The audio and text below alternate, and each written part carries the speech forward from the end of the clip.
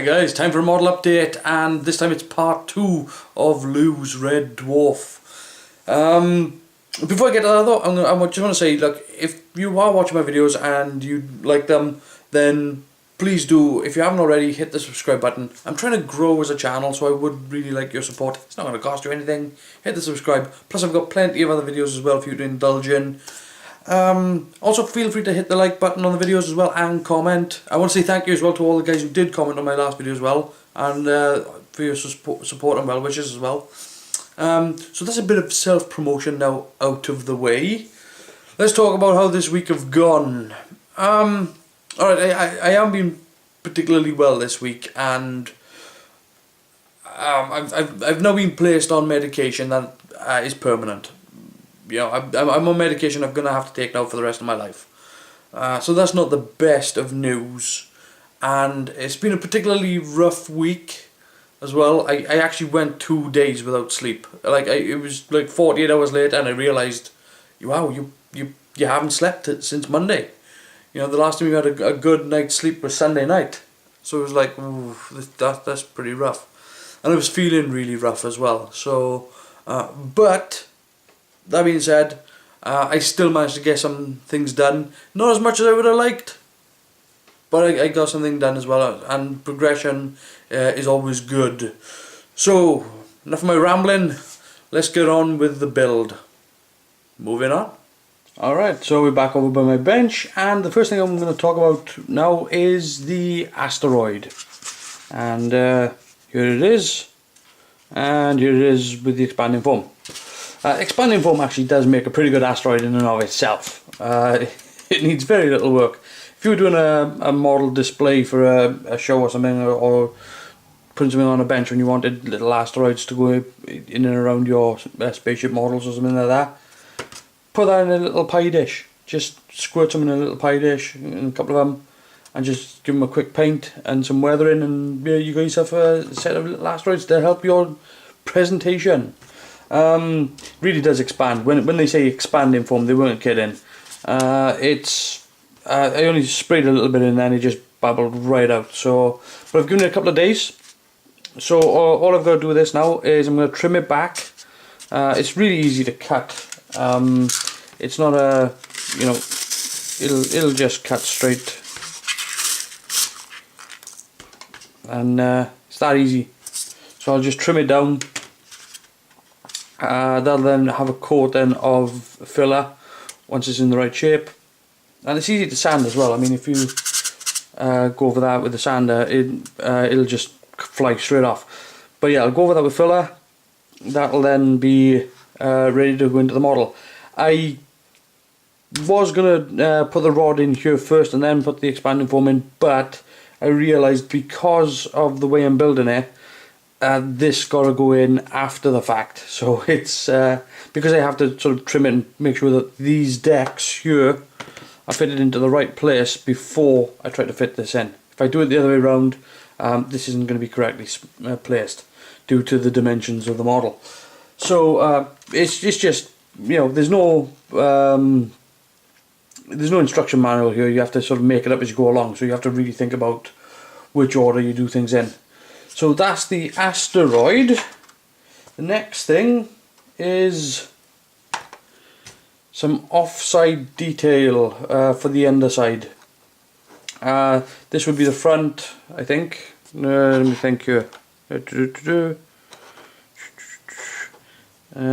do it like this. No, that would be the front. That's the back. So this is the underside, and basically, I needed 4 pre-identical pieces, and I wasn't going to waste time. So what I did is print out the basic shape on my 3D printer, and just detailed it up, ready to go.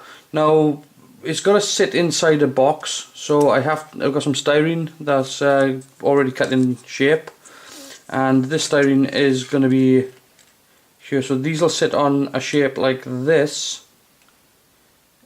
And then I'm going to put a piece on here, piece on here, bookend it, so that it's a self-contained unit, and then that can be fitted into the model.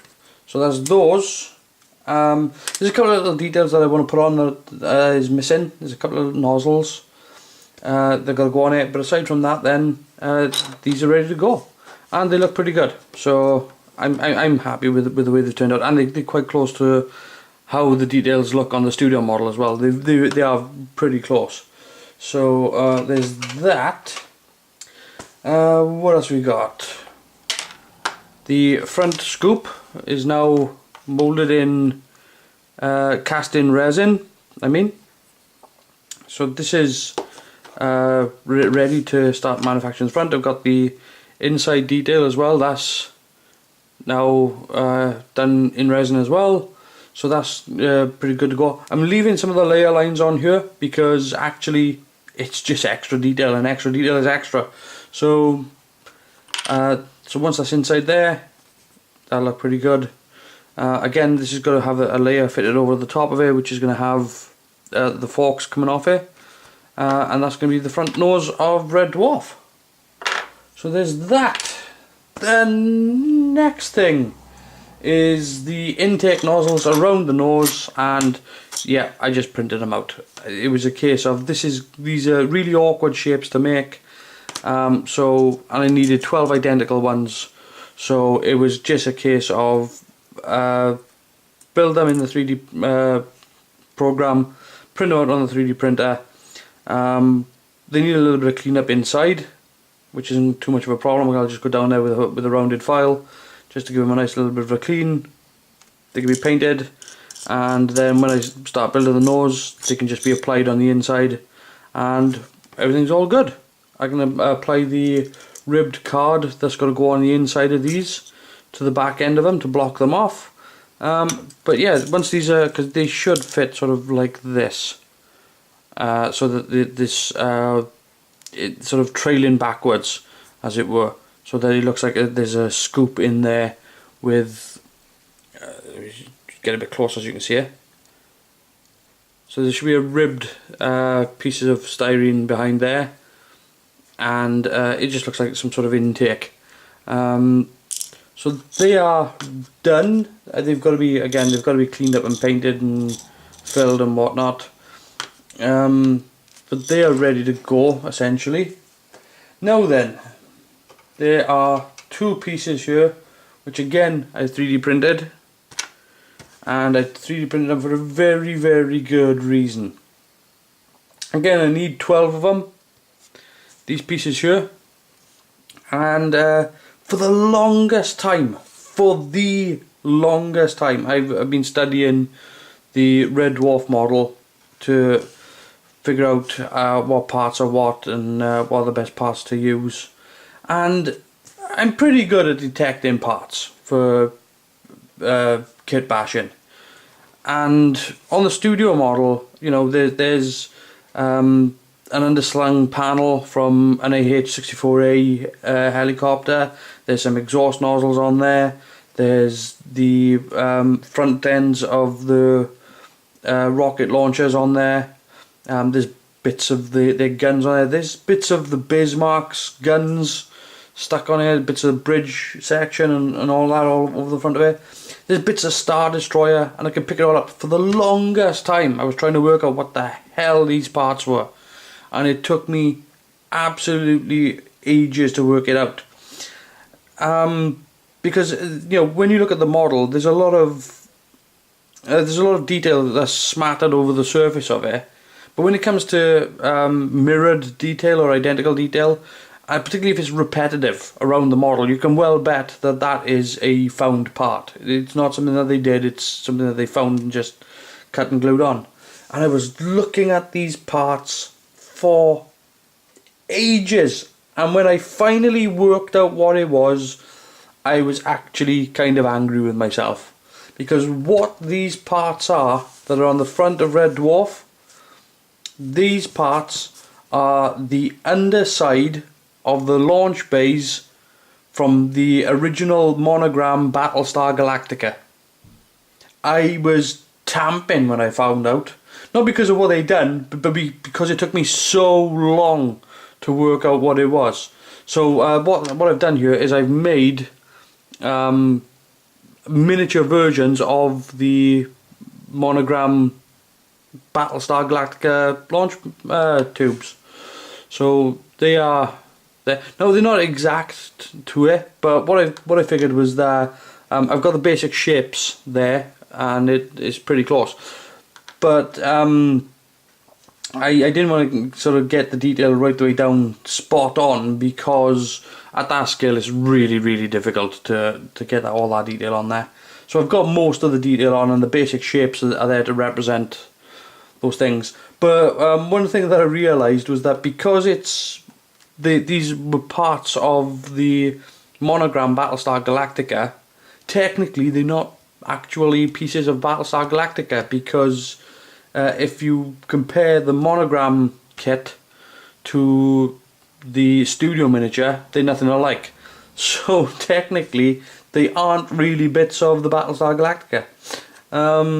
But these are done. I can clean these up now with a little bit of sandpaper, a little bit of filler, get them pristine, put them into a silicone mold, and I can cast numerous duplicates for these that I can place all around the model. But they look pretty good.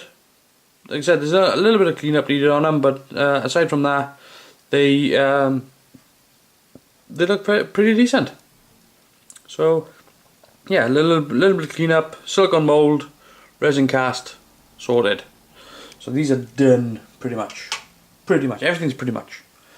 And I think that's it for now. I'm just going to work on the body of Red Dwarf now and get that sorted, and then I've got to get my arse into gear to do the stand. I've got to get the stand fitted before I can really do anything else. I've got to put the underside panel in place before, because obviously I need to know where the stand is going to exit from the model. So I need to get working on that. So starting to work on building the inner skeleton, really, the inner skin of Red Dwarf, and I'm working on the underside here, and I'm getting the underside to fit into place. So once it's cut to the right size and everything, that's sorted. What I need to do now is I've got to chamfer the edges, because of the way it fits in. If I need this to go edge to edge, I need to put a 30-degree angle on these. Otherwise, there'll just be a gap, or it'll lift it up too high. So it won't fit in flush, because not because it's not cut to the right size, but because it needs that chamfer put on that edge. So all I'm going to do now is I'm going to get my sanding bit on my drill, and I'm going to run it down this edge, make the 30-degree chamfer, and then this should just pop in flush straight into there. And then I can start looking at putting the rec decks in place. I can look at building the unit for this to sit on this side, and I can look at putting the actual stand into the model. So that's what I've got to get on with right now. So here we are with the detail now on the offside, and that's the box section all built and put together. It's looking quite good. So this is almost ready to go in. I've just got to do some little bit of gap filling and so on, usual stuff. And then a little bit of primer on it just to check it over and make sure everything's fine, and then this can be put into the model. The model itself is now looking like this. Now what I've done here, let's bring this camera over a little bit. So what I've done here is that I've marked up the top for all the pieces that I need to extract and cut out, and I've got markings on here as well for all the pieces that I need to keep at this level, and I've got markings on here for all the things that I need to extrude. So yeah, it's looking really complicated, and I need to do it tonight before I forget what the hell it is I'm supposed to be doing, before these markings stop making sense. I've marked them out, but I'll guarantee you, if I leave it till the morning, I'm going to wake up and go, what the hell are all these for?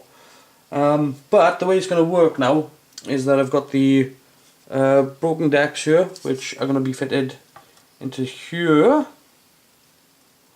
I've got these then, which are then going to be fitted into here on this side,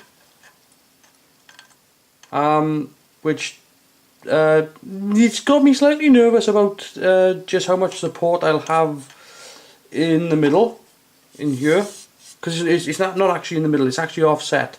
So this here would be the centre line, and this is where the actual centre would be for the support. So it's off by a bit, but and it's the only space that I've got in the middle. So if you look at that there, it's about 15 millimeters, I think, to go through the middle there. So it's not a great deal, but I can make this work. I can make it work. If they can make it work on the show, I can make it work. So yeah, this is the only thing. I've drawn up the lines as well on the side. I don't know if you can see that there, as to where it's got to actually fit into the model on both sides. And I've done the same on the Rect X as well. So the next thing now is for me to get my saw bit onto my drill and chop this area out, and this area out. So I need to get cracking on doing that. So there you go, that's the offset piece now in position, ready to be bonded in. I can't cut this side out now tonight. I'll just take it up for falls. I can't cut this side out tonight now because it is getting very late, and the saw does make a hell of a noise, so I'm going to have to leave that for the morning. But yeah, I mean it's starting to, the midsection now is starting to take shape, and I'm happy with the way that's going.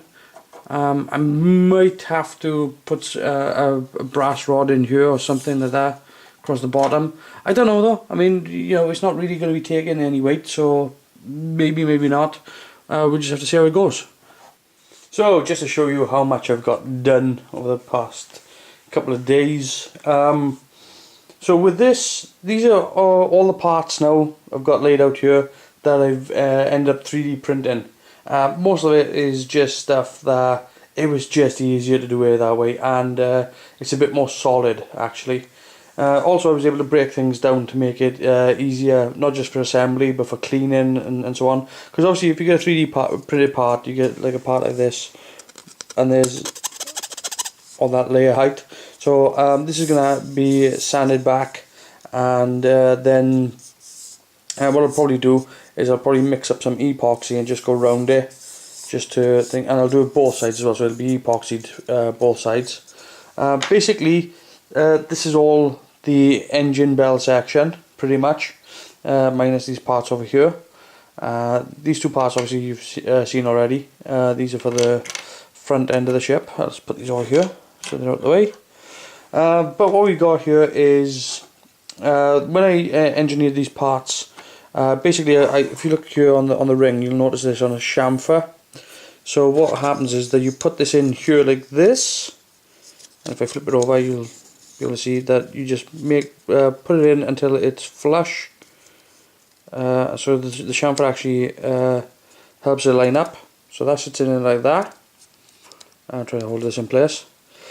This piece then sits on top like so. So same sort of thing, as soon as it sits in flush, it's in. I'm going to drop these. So that'll sit on there like that. Then this piece here sits on there. You've got this ring that sits on there. This sits on top, and the engine bells sit on that. So it's been broken down into multiple components, but they all need sanding, they all need cleaning up, because like I said, some of them are not too bad, but some of them, you also get this sort of nasty join line as it's changing layers. So let's put these down, try to put them back down in the order that they come up in, so I know exactly how it goes together. Also we've got the rings for the rear end. Now these are, you can see what I mean by about clean up. If you look at that there, you can just see how how much of that needs is going to need sanding. Not just sanding, but filling as well. So just give it a light sand over, go with filler, sand it back again, just to get rid of all this and make it nice and clean. Plus, it's going to need some detailing on the edge as well. So there's those. On this one as well, I've got a load of these printed out, and these are for details that go on here. So these sort of, if I put these up to the edge there, now I've got to work out exactly where they go, because there's 12 of them to go on, but they should sort of go around like that, just to detail up. There's detail that's got to go in between that I'm going to have to cut out the styrene. There's also styrene strips got to go on here. There's little details. I've got widgets got to go on the backs of these as well. So there's plenty to do. So the 3D printing, whilst it's made things easier, it's helped with the work, but it's still left plenty to do. Also, I've got the engine bells here printed out as well.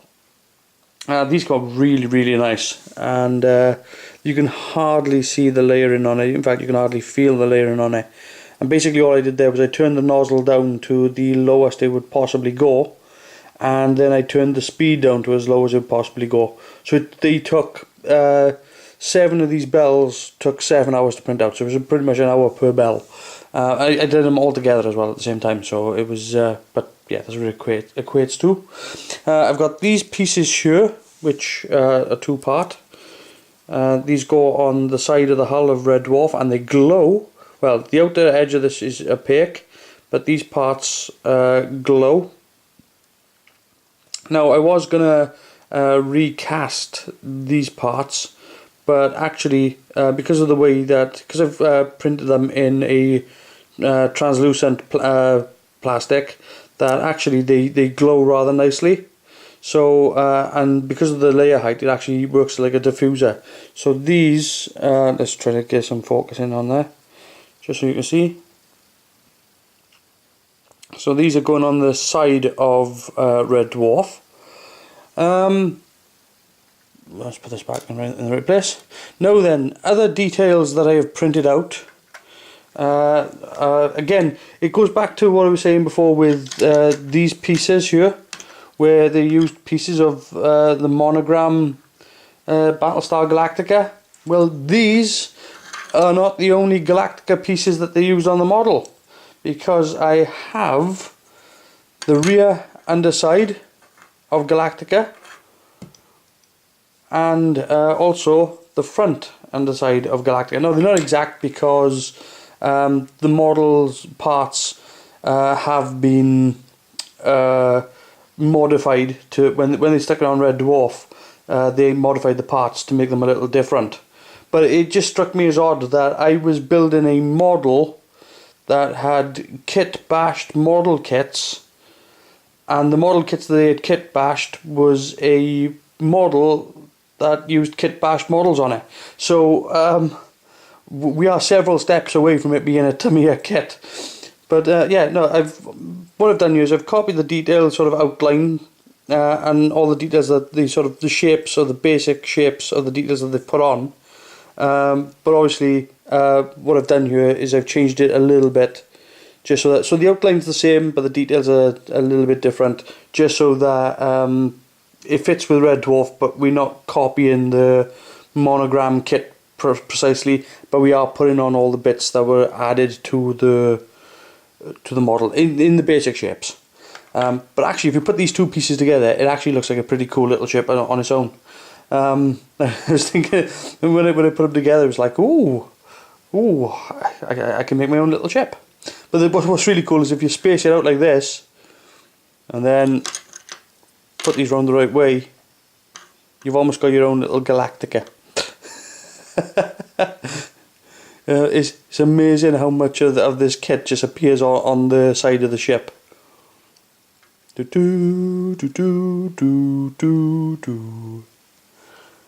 So, but yeah, again with this one, you can see, I'll give you some sort of example as to how I've changed the details. So if you look on here, you'll see these lines where they recess in. Well, on Galactica and on Red Dwarf, these lines are actually perfectly vertical. But So all I've done here is I've gently swept them forward. The further forward it goes, the more I've gently swept it forward, just so that it's still the same sort of detail. I've just modified it a little bit to make it a little bit, to take it a little bit away from the original part. That's all. It's nothing major. But I think it still looks like a cool part anyway. Also, I changed these from cylinders to boxes, but I've included the sort of little half round cylinder pieces on the back as well. So the detail is the same but different. But it still looks like a really cool part, and that's going to be rather nice on the model. So back over onto my regular table, and ignore the blunderbuss of mess that is behind me there. You can see exactly what I've done here, where I've cut these holes in the side of the hull for these parts to go in.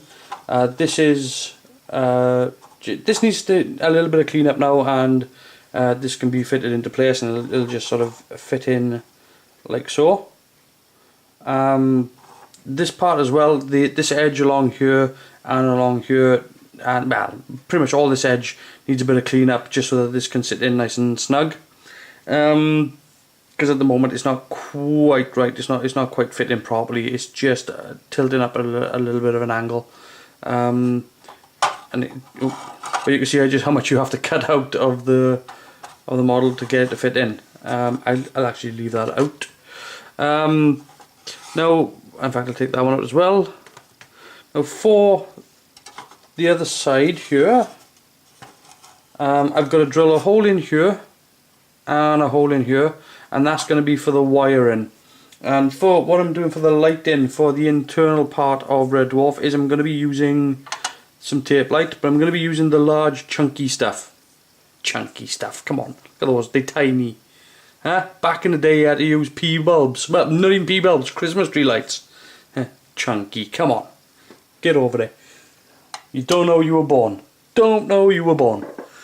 But anyway, yeah, I'm going to put 2 strips in here. The reason why I'm using the larger one and not the dual density is because basically these kick out about 3 times the amount of light. They're larger cells, but they absolutely bomb out in lumens. I'm using 2 strips of 9 for the inside of this. There's going to be a strip of 3 on the front, and there's going to be 2 strips of 3 inside the rear engine bell.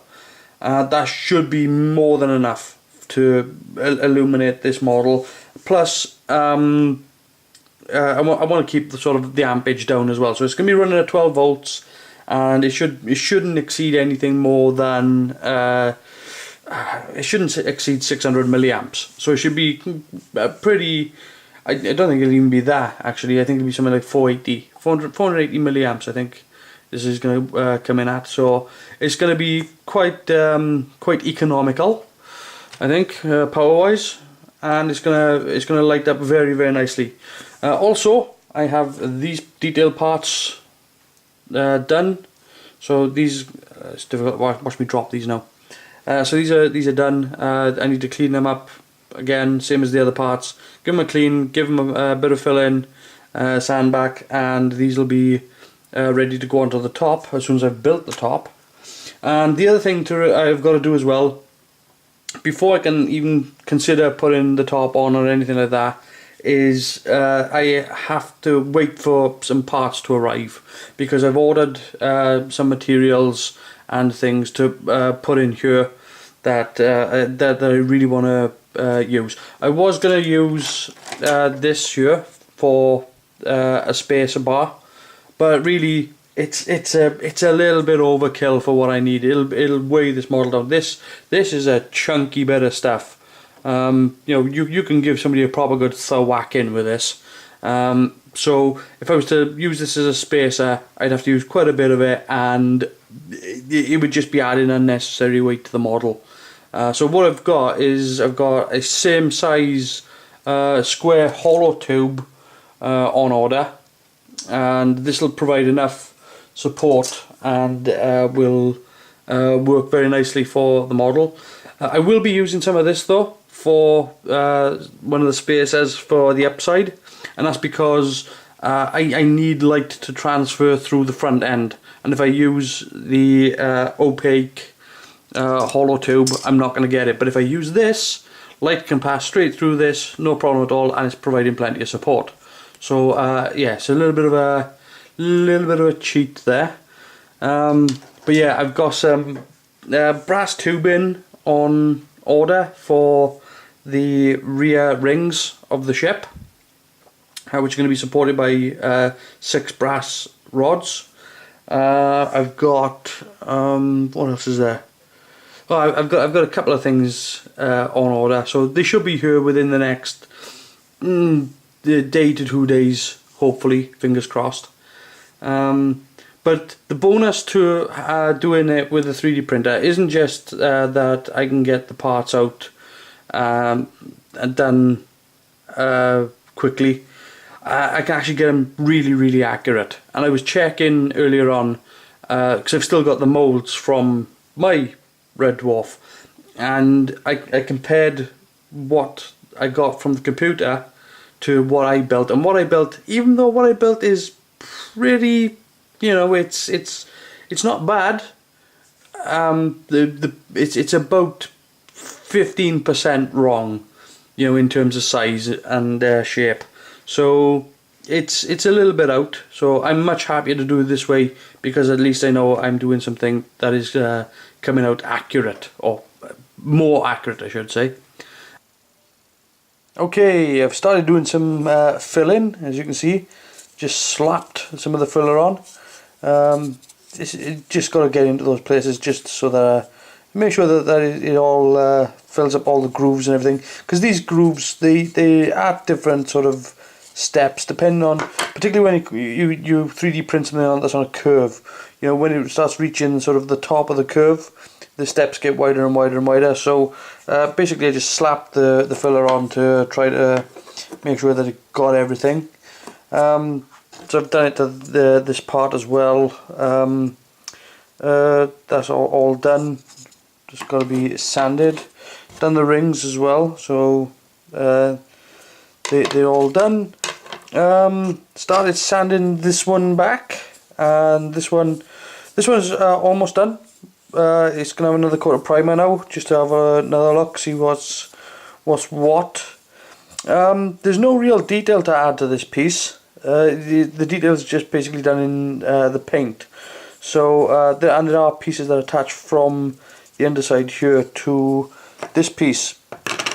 Now on the inside here, I don't know if you can see it, but there's a step lip that I put in, and that just works as a stop end, so that when I put it onto this piece, when I fit these two pieces together, it can only go down so far. It'll slide down, it'll hit that stop end, and it'll be in exactly the right position, and hopefully even and flat all the way around. So it's sort of a self-leveling type of thing.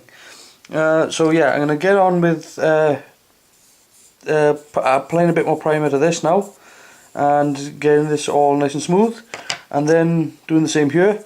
Before I put these together though, this piece needs detailing up, because there are sort of strips and lines and rods and everything attached to that. But then once that's done, these two pieces can be put together.